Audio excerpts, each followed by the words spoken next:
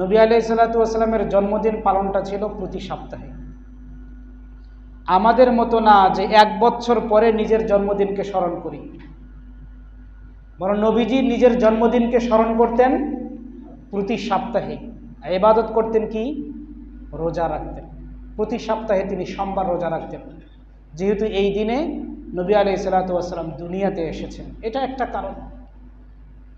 আরও একটা কারণ আছে এই দিনে রোজা রাখার, যে মানুষের আমলগুলো আল্লাহ তাআলার দরবারে পেশ করা হয়, হিসাব দেন ফেরেশতারা। সহিহ মুসলিম শরীফের বর্ণনায় এসেছে, হযরত আবু কাতাদা আল আনসারী রাদিয়াল্লাহু তাআলা আনহু নবী আলাইহিসসালাতু ওয়াসসালামকে জিজ্ঞেস করেন, ইয়া রাসূলুল্লাহ, আপনি আপনার জন্মদিনকে কিভাবে পালন করেন? জন্মদিনে আপনি কি করেন, যেহেতু আপনি সোমবার জন্মগ্রহণ করেছেন, দুনিয়াতে এসেছেন? তো নবী আলাইহিসসালাতু ওয়াসসালামকে যখন জিজ্ঞেস করা হলো সুইলা আন সাওমি ইয়াউমিল ইসনাইন, সোমবারের দিনের রোজা সম্পর্কে জিজ্ঞেস করা হলো, নবীজি বললেন, যাকা ইয়াউমুন উলিদতু ফি, সোমবারের দিন আমি নবীর জন্ম হয়েছে, আমি দুনিয়াতে এসেছি।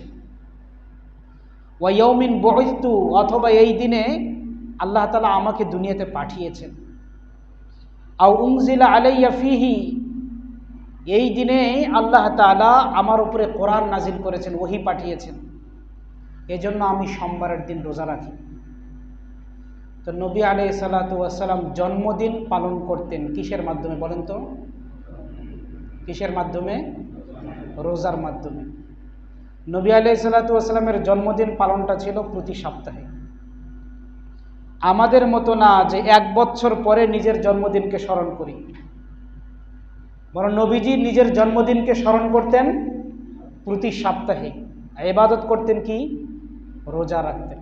প্রতি সপ্তাহে তিনি সোমবার রোজা রাখতেন, যেহেতু এই দিনে নবী আলাইহিসসালাতু ওয়াসসালাম দুনিয়াতে এসেছেন। এটা একটা কারণ।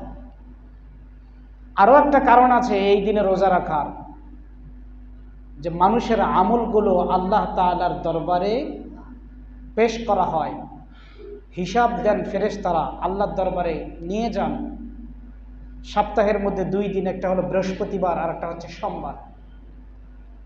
সোমবারে যেহেতু আল্লাহর কাছে আমল যায়, নবীজি বলেন যে আমি চাই আমার আমলটা এমন অবস্থায় আল্লাহর কাছে পেশ করা হোক যে আল্লাহ যেন জানে আমি রোজা অবস্থায় আছি। আমি রোজা অবস্থায়, এই অবস্থায় আমার আমলটা আল্লাহর দরবারে পেশ হোক।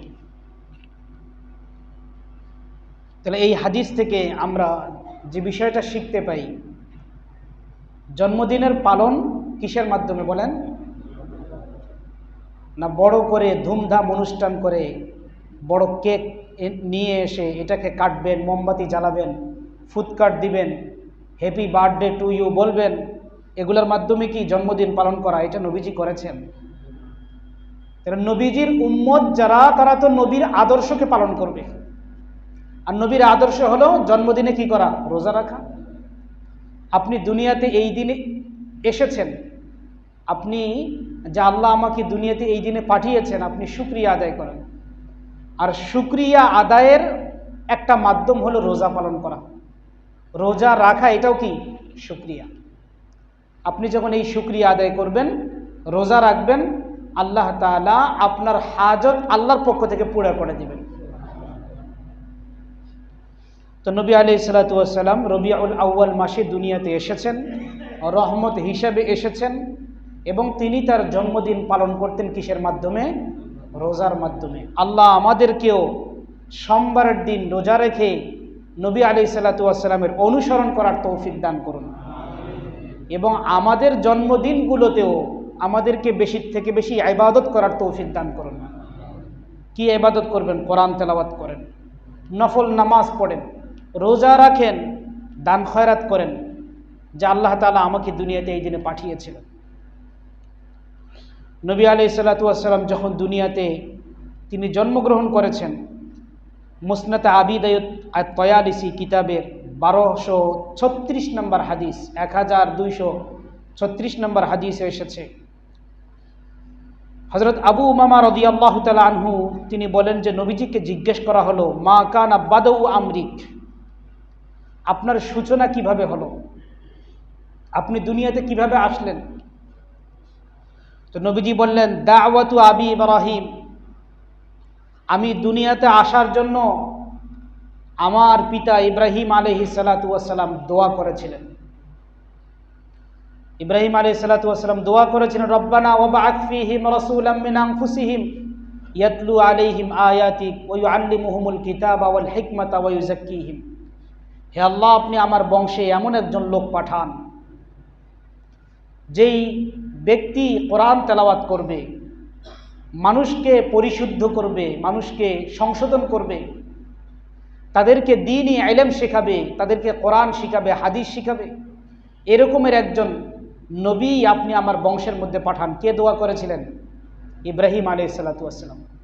আল্লাহ দোয়া কবুল করেছিলেন। দোয়া কবুল করে ইব্রাহিম আলাইহিস সালাতু ওয়াস সালামের জবাবে বলেছেন, লাকাদ মান্নাল্লাহু আলাল মুমিনিন, আমি মুমিনদের উপরে বড় অনুগ্রহ করেছি, দয়া করেছি। ইয বাআসা ফীহিম রাসূলাম মিন আনফুসিহিম, যা আমি তাদের মাঝে তাদের মধ্য থেকে একজন নবী পাঠিয়েছি। আর সেই নবীকে আমি 4টা দায়িত্ব দিয়েছি: কোরআন তেলাওয়াত করা, কোরআন শিক্ষা দেওয়া, মানুষকে সংশোধন করা, হাদিস শিক্ষা দেওয়া। এই দায়িত্ব দিয়ে আমি